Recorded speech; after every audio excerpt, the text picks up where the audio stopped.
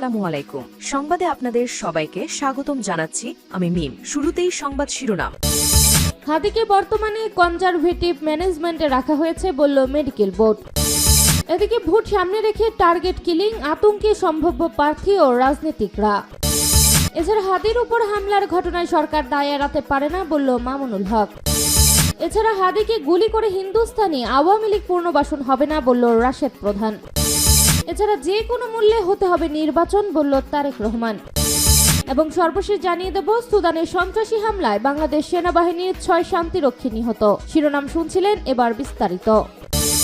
হাদিকে বর্তমানে কনজারভেটিভ ম্যানেজমেন্টে রাখা হয়েছে বলল মেডিকেল বোর্ড। ইনকলাব মঞ্চের মুখপাত্র ঢাকা 8 আসনের সম্ভাব্য স্বতন্ত্র প্রার্থী শরীফ ওসমান হাদিকে বর্তমানে কনজারভেটিভ ম্যানেজমেন্টে রাখা হয়েছে বলে জানিয়েছে তার চিকিৎসায় গঠিত মেডিকেল বোর্ড। শনিবার 13 ডিসেম্বর মেডিকেল বোর্ডের এক আনুষ্ঠানিক বিবৃতিতে বিষয়টি জানানো হয়। বিবৃতিতে মেডিকেল বোর্ডের পর্যবেক্ষণ ও সিদ্ধান্তগুলো তুলে ধরা হয়। রোগীর মস্তিষ্ক মারাত্মকভাবে ক্ষতিগ্রস্ত হয়েছে। যেহেতু সার্জিক্যাল হস্তক্ষেপ সম্পূর্ণ হয়েছে, তাই বর্তমানে তাকে কনজারভেটিভ ম্যানেজমেন্টে রাখা হয়েছে। ব্রেন প্রোটেকশন প্রোটোকল অনুসরণ করে প্রয়োজনীয় সব সাপোর্ট চালু থাকবে। শারীরিক অবস্থা কিছুটা স্থিতিশীল হলে পুনরায় ব্রেনের সিটি স্ক্যান করা হতে পারে। ফুসফুসে ইনজুরি বিদ্যমান রয়েছে। চেস্ট ড্রেইন টিউব দিয়ে অল্প পরিমাণ রক্ত নির্গত হওয়ায় তা আপাতত চালু রাখা হয়েছে। ফুসফুসের সংক্রমণ ও ARDS প্রতিরোধের বিষয়ে সর্বোচ্চ সতর্কতা অবলম্বন করে ভেন্টিলেটর সাপোর্ট অব্যাহত রাখা হবে। কিডনির কার্যক্ষমতা বর্তমানে ফিরে এসেছে। এটি বজায় রাখার জন্য পূর্ব নির্ধারিত ফ্লাইট ব্যালেন্স যথাযথভাবে চালিয়ে যাওয়া হবে। পূর্বে শরীরে রক্ত জমাট বাঁধা ও রক্তক্ষরণের মধ্যকার অসামঞ্জস্যতা দেখা দিলেও বর্তমানে তা অনেকটাই নিয়ন্ত্রণে এসেছে। এ অবস্থা সার্বক্ষণিক মনিটরিং করা হচ্ছে এবং প্রয়োজন অনুযায়ী রক্ত ও রক্তজাত উপাদান সঞ্চালন অব্যাহত থাকবে। ব্রেন স্টেম ইনজুরির কারণে রক্তচাপ ও হৃদস্পন্দন ওঠানামা লক্ষ্য করা যাচ্ছে।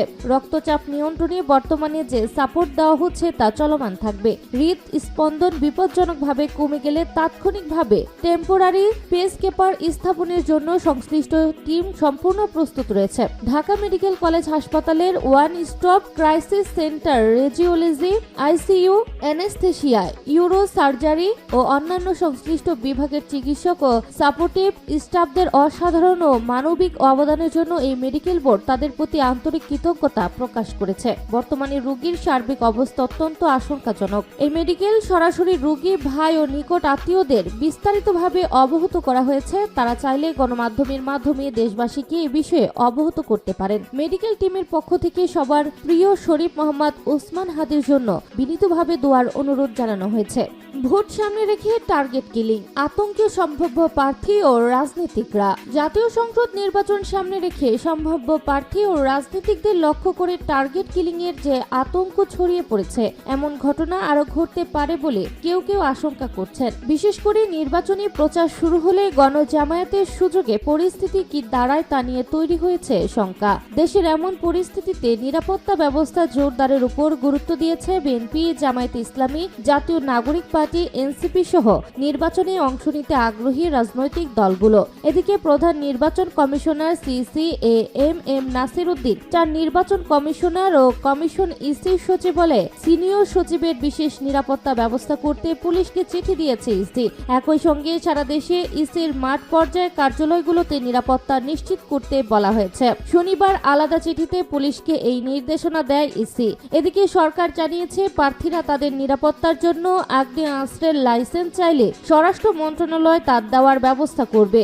অপরদিকে দেশের সার্বিক নিরাপত্তা জোরদারে শনিবার সরকারকে চিঠি দিয়েছে নির্বাচন কমিশন ইসি। এদিকে শুক্রবার গণমাধ্যমে লক্ষ্মীপুর জেলার নির্বাচন কমিশনে অগ্নিসংযোগ করেছে দুর্বৃত্তরা। প্রায় একই সময়ে পিরোজপুরের মাঠবাড়িয়া উপজেলা নির্বাচন কার্যালয়ে আগুন দেওয়ার চেষ্টা চালানো হয়। এমন পরিস্থিতিতে সাপ্তাহিক বন্ধের দিন শনিবার সচিবালয়ে আইন শৃঙ্খলা সংক্রান্ত কোর কমিটির জরুরি বৈঠক করেন স্বরাষ্ট্র উপদেষ্টা জাহাঙ্গীর আলম চৌধুরী। অপরদিকে আঞ্চলিক নির্বাচন কর্মকর্তাদের সঙ্গে পৃথক জরুরি নিরাপত্তা বৈঠক করেন নির্বাচন কমিশনের সিনিয়র সচিব। ওই বৈঠকে মাঠ কর্মকর্তা ও কার্যালয়ের নিরাপত্তা জোরদার করতে সংশ্লিষ্টদের নির্দেশনা দেওয়া হয়। নির্বাচন অফিসগুলোর নিরাপত্তা আনসার মোতায়েনের জটিলতা দূর করতে পদক্ষেপ নেওয়ার কথা জানানো হয়। সংশ্লিষ্ট সূত্রগুলো এসব তথ্য জানিয়েছে।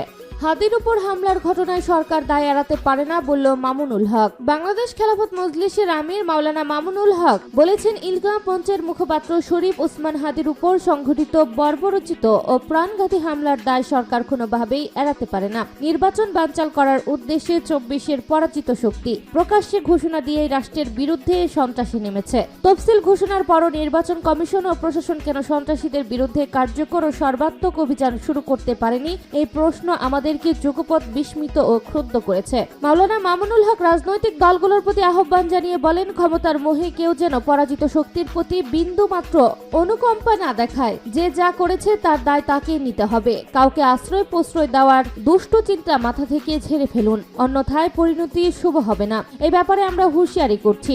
ভোট তো ফ্যাসিস্টদেরও ছিল, কিন্তু পালিয়ে যাওয়ার সময় তাদের সব দাবি ও অহংকার ভেঙে পড়ে। হাদির রক্ত ইনশাল্লাহ জনতাকে আরো নির্ভীক করে তুলবে। তিনি বলেন, হাদির উপর হামলাকারীরা কারা আমরা অনুমান করতে পারি। ফেসিবাদের প্রতীকের প্রতি যারা মায়া কান্না দেখায়, ভারতীয় আধিপত্যকে যারা প্রতিবেশীর নাম দিয়ে বৈধতা দেয়, জরিপের নামে যারা আওয়ামী লীগকে নর্মালাইজড করতে চায়, জনতার প্রতিরোধকে যারা মব আখ্যা দেয় এবং উস্কানিদাতাদের ব্যক্তি স্বাধীনতার নামে রক্ষা করে, তাদের সবাইকে থেমে যেতে হবে। মামুনুল হক আরো বলেন, আমরা বারবার বলছি জাতীয় নির্বাচনের আগে আলাদা দিনে গণভোট দিন। এই দাবিতে আমরা সারা দেশ চষে বেরিয়েছি এবং দেখেছি জনগণ ব্যাপকভাবে এই দাবির প্রতি সমর্থন জানাচ্ছে। কিন্তু সরকার একটি দলকে সন্তুষ্ট করতে গিয়ে জনতার ন্যায্য দাবির প্রতি কোনো ভ্রুক্ষেপ করেনি। হাদিকে গুলি করে হিন্দুস্তানি আওয়ামী লীগ পুনর্বাসন হবে না বলল রাশেদ প্রধান। জাতীয় গণতান্ত্রিক পার্টি জাকপা সহসভাপতি ও দলীয় মুখপাত্র রাশেদ প্রধান বলেছেন, দেশপ্রেমিক হাদিকে হত্যার উদ্দেশ্যে আক্রমণ আমাদের সবার উপরে আক্রমণ।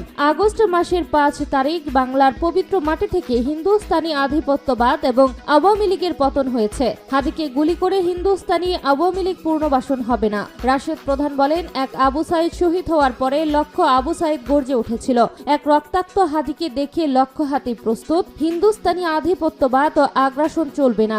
আওয়ামী লীগ পুনর্বাসন চলবে না। পুরাতন জালেম নতুন জালেম চলবে না। বাংলার বীর উসমান হাদিকে আমরা রাজপথে অগ্রণী ভূমিকায় ফেরত চাই। আসুন আমরা দোয়া করি মহান রব্বুল আলামিন হাদিকে যেন দ্রুত পূর্ণ সুস্থতা দান করে। জাকপা মুখপাত্র বলেন, তফসিল ঘোষণার 24 ঘন্টার মধ্যে হাদির উপর হামলা প্রমাণ করে দেশে জাতীয় নির্বাচনের পরিবেশ এখনো তৈরি হয়নি। 2-1 প্রার্থী বুলেট প্রুফ গাড়ি নিয়ে ঘুরবে, বাকিদের কি হবে? জুলাইয়ে লুট হওয়া 1300-র অধিক অস্ত্র এখনো উদ্ধার হয়নি। এভাবে লেভেল প্লেইং ফিল্ড তৈরি হবে না। দ্রুততম সময়ের মধ্যে হাদির উপর হামলাকারীদের গ্রেপ্তার করতে হবে এবং এই আক্রমণের পেছনে থাকা সকল রাঘব বোয়ালদের আইনের আওতায় আনতে হবে।